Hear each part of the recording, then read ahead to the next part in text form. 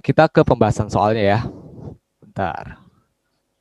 Oke, langsung kita mulai di soal yang pertama ya. Jadi, pertama mungkin di webinar-webinar yang lain atau di bimbel lain kan udah pernah dikasih tahu ya kalau baca soal tuh mulai dari soalnya dulu baru nanti kita analisa si skenario-nya. Oke, yang pertama, soal pertama ditanya tentang diagnosisnya nih. Seorang pria nih 19 tahun tidak bisa mengambil keputusan sendiri dan selalu ingin ditemani oleh orang tuanya. Jadi apa-apa tuh pasti oleh orang tuanya. Nah, diagnosisnya apa? Dari opsi ini udah jelas nih, dia gangguan kepribadian. Sesuai definisi dari gangguan kepribadian itu kan hanya muncul kalau udah di atas 18 tahun. Ini udah terpenuhi ya, dia 19 tahun. Nah, tipe kepribadian apa atau gangguan kepribadian apa yang dia itu tidak bisa mengambil keputusan sendiri dan selalu bergantung pada orang lain? Jawabannya gampang ya. Ini yang E, yang dependent. Oke, kita bahas dulu tentang beberapa gangguan kepribadian. Ini tuh ada 3 klaster ya. Untuk 3 klasternya ini, biasanya saya singkatnya ada ABC kan. A ini dia aneh. Aneh itu gimana? Ya aneh itu berarti ya kayak orang yang skizofrenia. Berarti ya curihan, ya kan? Kayak orang skizofrenia paranoid. Kalau skizoid, oid kan artinya mirip. Jadi seperti skizofrenia. Apa maksudnya mirip tuh? Yaitu gejala negatifnya. Kalau skizotipal, ini mirip gejala. Tapi bedakan ya sama gangguan ini kan gangguan kepribadian gitu ya. Terus lanjut yang klaster B. Kalau B itu saya nyingkatnya biasanya barbar. Nah, maksudnya barbar gimana? Yang pertama ada antisosial. Antisosial tuh melanggar norma, tidak peduli orang lain. Histrionik ini buat gitu emosinya. Narsistik ya narsis ya, dia suka merasa diliparin sempurna lalu borderline atau ambang. Nah, C apa? Pribadian ya. Nah, cemas tuh ada ya, ada anankastik, ada cemas menghindar sama independen kayak di pasien ini. Jadi ketergantungan berlebihan terhadap orang lain. Dan anankastik ini kalau yang apa ya, terlalu hati-hati gitu. Kalau ini apa-apa dia menghindar dari masalah gitu. Nah, terus pokoknya intinya ingat kalau gangguan kepribadian dia hanya muncul pada saat dewasa di atas 18 tahun. Oke?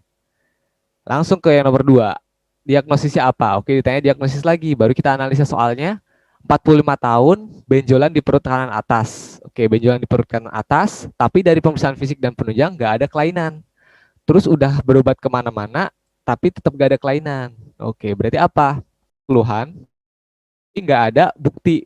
Nah, berarti apa itu? Form ya. Nanti rumah besarnya sebenarnya rumah besar. Jadi ini jawabannya ini, tapi untuk spesifik ini diagnosanya sebenarnya apa? Dia hanya mengeluh ya, ini DDD-nya.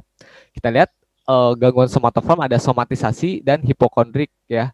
Terus ada otonomik sama nyeri somatoform menetap. Bedanya apa sih? Biasanya tuh yang bingung antara yang somatisasi sama yang hipokondrik atau hipokondriasis. Kalau somatisasi, ini depannya S, itu shopping dokter. Nah, itu biasanya itu keluhannya banyak di segala sistem. Jadi misalnya di GI dia kayak yang sakit perut, muntah-muntah, di sistem saraf kayak yang pusing, segala macam. Kalau yang hipokondrik ini cuman satu aja, tapi biasanya yang parah, misalnya tumor kayak pada pasien ini. Jelas? Berarti ini secara jawaban cuman disediain di opsinya itu yang rumah besar aja, itu gangguan somatoform. Tapi kalau untuk kasusnya sendiri dia yang hipokondriasis. Oke, kita lanjut. Nomor 3, obat yang menyebabkan keluhan tersebut. Oke, ini ditanya obat. Nah, kalau misalnya psikiatri, ini kita lihat pada pasien yang skizofrenia. Skizofrenia berarti obatnya apa? Kalau skizofrenia berarti sindrom psikotik. Ya kan? Sindrom psikotik berarti obatnya ya antipsikotik. Oke, antipsikotik tuh ini masih sering menyebabkan efek samping, terutama biasanya ekstrapiramidal sama ada yang paling mengancam itu ada yang disebut dengan neuroleptic malignant syndrome ya. Nah, apa tandanya cara ngebedainnya? Oke, kita bahas dulu ya. Nah, ada yang disebut dengan neuroleptic malignant syndrome, yaitu kegawat daruratan berupa efek samping dari obat antipsikotik, terutama yang golongan 1 atau generasi 1. Ditandai dengan demam, penurunan kesadaran, kekakuan otot dan disfungsi otonom. Ya. Nah, pada pasien ini kita lihat, nah sesuai ya, dia ada kekakuan pada otot ya, terus ada peningkatan tensi, heart rate juga naik, dan ada suhu yang meningkat. Nah, kalau kayak gini berarti dia ngarahnya ke yang sindroma neuroleptik maligna. Oke. Terus kalau misalnya udah kayak gitu, obat apa? Tadi kan saya udah sebutin bahwa yang paling sering menyebabkan efek samping, misalnya bisa extrapyramidal syndrome atau yang tadi neuroleptik tadi, berarti yang generasi satu. Yang mana yang generasi satu? Ini ya, yang chlorpromazine generasi satu. Ini mah hafalan ya. Jadi emang harus tahu yang mana yang generasi satu, yang mana yang generasi dua. Ini gejala lain atau efek samping lain yang biasanya yang lebih ringan ini extrapyramidal syndrome. Nah, kalau tata laksananya dengan trihexyphenidyl, benztropine dan juga piperidin. Oke, lanjut ke soal yang berikutnya. Ditanya diagnosis. Nah, diagnosisnya apa?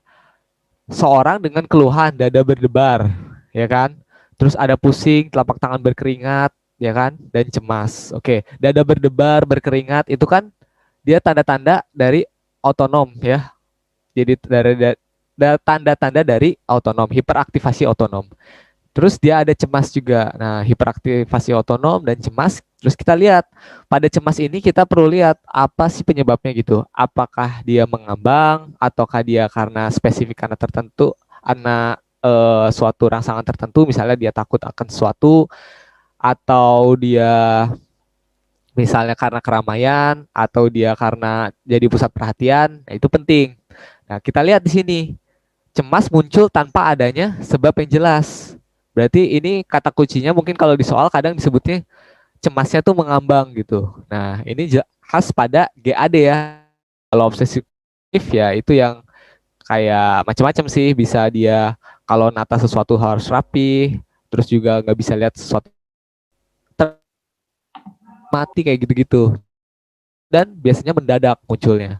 Kalau ini mengambang kata kuncinya. Nah, kalau yang anankastik yang tadi kita udah bahas. Kalau agorafobia yang takut di tengah keramaian. Dia cemas di tengah keramaian. Ini semuanya kan masuknya ke yang neurotik ya, gangguan neurotik. Oke. Jadi ini jelas ya, ada gangguan otonom. Ini dibahas semuanya di F4 tentang DDD-nya yang tadi. Nah, kecemasan yang menyeluruh kecemasan, ketegangan motorik serta dan berkeringat. SRA ya. Kenapa? Karena kalau yang benzodiazepin untuk dari anti-ansietas yang golongan benzodiazepin ini tingkat ketergantungannya tinggi. Oke. Kita lanjut ke yang nomor 5. Neurotransmitter yang berkaitan dengan penyakit tersebut. Nah, salah satu cara scanning yang tadi saya sebutin di awal adalah selain kita baca dari soalnya dulu. Nah, pada soal UKM PPD itu, data yang paling objektif dari skenario itu adalah hasil pemeriksaan penunjang. Jadi kalau misalnya soal-soal yang dia memiliki pemeriksaan penunjang yang spesifik, misalnya soal-soal hematologi tuh kayak leukemia, terus misalnya soal-soal kayak keganasan pada tulang, tuh kan ada kata-kata kuncinya gitu. Nah, termasuk ini juga di psikiatri juga ada ini nih. Jadi sebenarnya kita nggak perlu baca atas-atasnya. Kalau misalnya kita bisa dapat kata kuncinya, yang biasanya itu ditulis di belakang soal, ditulis paling akhir karena dia paling spesifik nih. Neurotransmitter yang berkaitan dengan penyakit tersebut. Kita lihat MMSE-nya di bawah 24, ya kan? Cut off untuk orang demensia kan MMSE-nya kurang dari 24 ya. Ini 17. Nah, ini berarti udah pasti dia ngomongin tentang demensia ya. Entah demensianya tipe apa kan ini nggak ditanyain, ditanyain cuma neurotransmitter aja. Ya udah kita bisa jawab dengan cepat nih, neurotransmitter yang berkaitan dengan demensia apa? Epinefrin ya. Epinefrin lagi. Asetilkolin maksudnya, asetilkolin. Karena kan dia nanti tata laksananya yaitu dengan donepezil ya kan, yaitu asetilkolin esterase inhibitor yang fungsinya adalah untuk meningkatkan asetilkolin ya, demensia.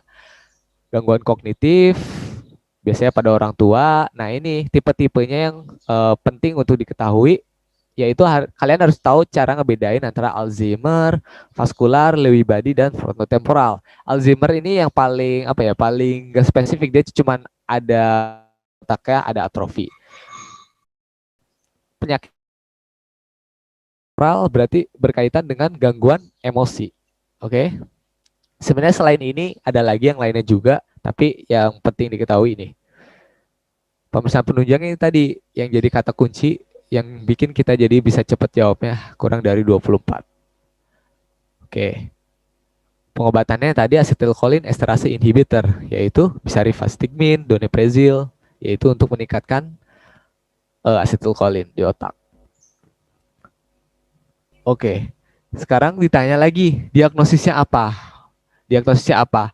Sering mengantuk di siang hari, terus masih dapat ia tahan, terus saat malam hari tidurnya, lihat 9 malam dan bangun jam 7 pagi.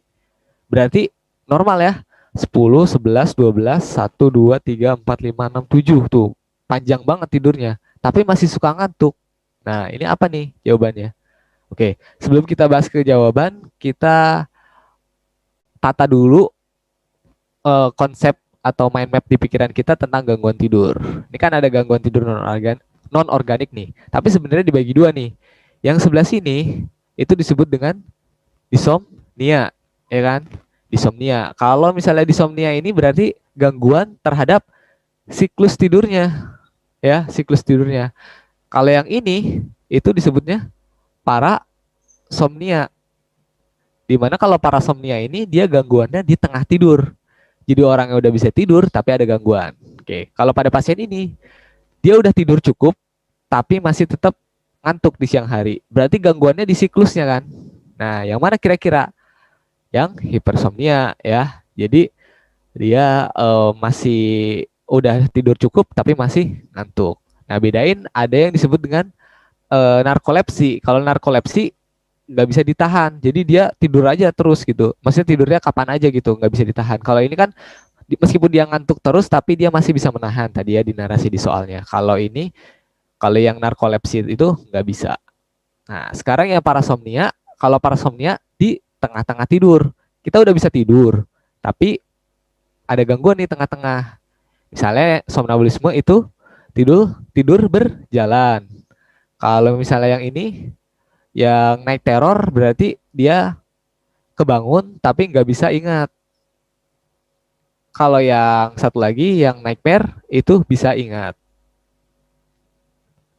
Oke, jelas ya untuk gangguan tidur. Ini hipersomnia. Ini tipe-tipe insomnia. Pokoknya kita rapiin tadi, bedain antara yang disomnia, gangguan siklus, sama yang parasomnia. Yang night terror dia nggak bisa ingat, kalau mimpi buruk dia bisa ingat. Oke, lanjut ke nomor berikutnya. Sekarang tata laksana yang tepat untuk pasien. Nah, pada psikiatri untuk tata laksana kita nggak perlu sampai tegak diagnosis. Yang penting kita tahu sindromanya. Sindroma di psikiatri kan ada depresif, ya kan? Ada dari sini dulu deh, dari neurotik dulu, neurotik, ada depresif, terus ada psikotik, dan ada manik. Nah, pengobatan itu didasarkan dari keempat sindrom ini. Jadi kalau ditanya tata laksana, kita nggak perlu negakin diagnosis sebenarnya. Tinggal lihat aja ini kira-kira masuknya ke sindroma yang mana, ya kan? Meskipun nanti di antara kedua sindroma ini ada yang irisan. Misalnya di sini nih, di antara depresif dengan psikotik ada depresif berat dan juga ada skizoafektif. Terus di antara psikotik dan manik ada ya manik dengan psikotik atau skizoafektif tipe manik. Nah, ya kan? Jadi tapi tetap aja kita cuman perlu tahu sindromanya apa. Oke? Jadi kalau ditanya tata laksana langsung kita pikir, ini kira-kira sindromanya apa? Tampak bersemangat, ya kan? Membagikan undangan dengan politisi Jepang, terus juga udah membeli 6 gaun, terus mengancam membunuh diri dan membakar sisi rumah jika politisi Jepang tidak menikahi dirinya. Nah, dari sini kita udah lihat bahwa ini adalah manik ya, tapi dia ada irisan dengan psikotik. Jadi dia sindroma manik ya, dengan psikotik tapi berarti obatnya apa? Ya kalau ada sindroma maniknya berarti pakai mood stabilizer, ya kan? Kalau ada sindroma psikotiknya dengan anti psikotik. Oke, kita lihat di sini jawabannya. Berarti yang E ya, ada chlorpromazine dengan mood stabilizer yaitu berupa litium. Nah ini ya, manik terdiri dari hipomanik, manik tanpa gejala psikotik, dan manik dengan gejala psikotik. Nih tata laksananya yaitu mood stabilizer dengan antipsikotik kalau ada sindroma psikotiknya. Gampang ya, nggak usah sampai diagnosa kalau cuman ditanya tata laksana untuk psikiatri.